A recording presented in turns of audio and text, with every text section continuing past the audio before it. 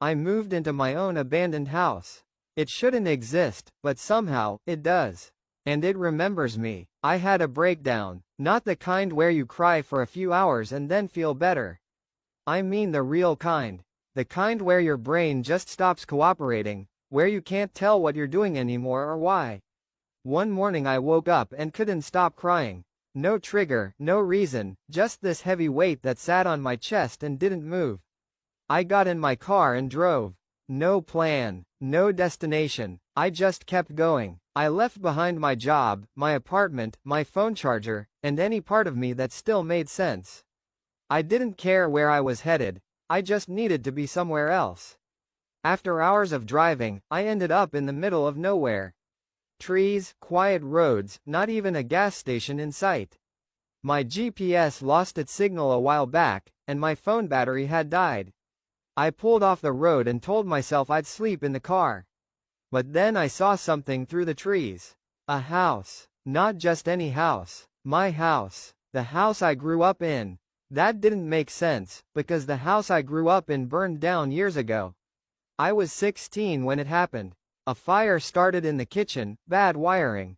My mom and I got out, but the house was gone. We lost everything. They cleared the land, built new homes over it. That place was supposed to be long gone. But here it was again, somehow sitting in the woods like nothing had ever happened. Same blue walls. Same chipped white porch. Even the same wind chime my dad made from old spoons still hung by the door. I should have been scared, but I wasn't. I felt pulled to it. Like I had to walk up those steps. And I did. The porch creaked just like it used to. The front door was unlocked. I walked in without thinking twice. The inside? It was like stepping into a memory. The same ugly couch with the torn armrest. The same wooden duck on the bookshelf.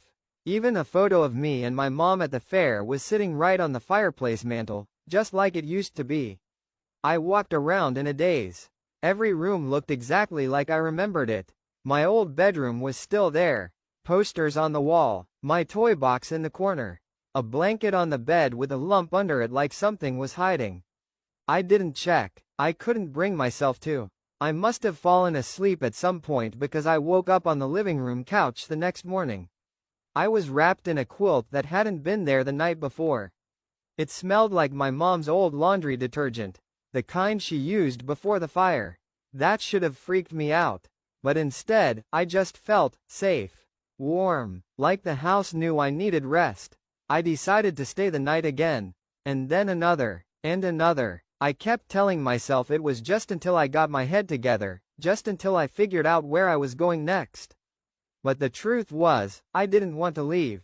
For the first time in forever, I felt like I was exactly where I was supposed to be. Strange things started happening, but not in a scary way. One morning I found the kitchen completely clean. I hadn't touched it. Another day there were fresh groceries in the pantry, things I hadn't seen in stores for years. Old snacks I loved as a kid. My favorite soup, the kind they stopped making a long time ago. Then came the notebook. It showed up on the kitchen table. Brown cover. No name. Just sitting there like it had always belonged. Inside were pages of writing, neat, small handwriting that looked almost like mine, but not quite. The first page said, "I hoped you'd come back." I just stared at it. The notebook was filled with little journal entries. Short sentences, simple updates. Things like, hung the wind chime today. Still sounds like summer. Cleaned the living room. You always hated the dust. Left the blanket out. I know you get cold. It felt like someone was preparing the house for me. Fixing it up. Making it feel like home again. There were no real dates in the notebook, just strange numbers and notes. Like, day 200 almost ready.